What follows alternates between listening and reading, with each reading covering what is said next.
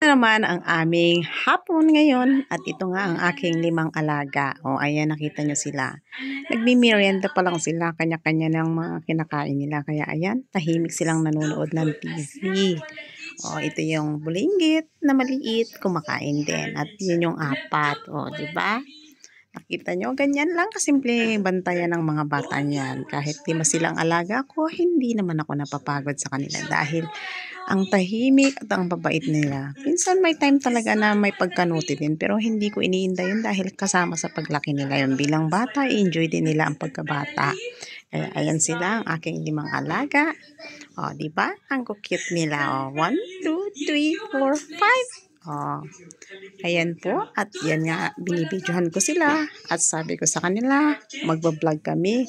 Minsan, kasama-sama ko din sila pag medyo masigla sila. Ngayon kasi kagigising lang yan nila, kaya ganyan. Pero hinahayaan ko lang. At ayan naman sila ngayon, relax time dahil nagmimerienda nga. Ito naman ako, si video sa kanila.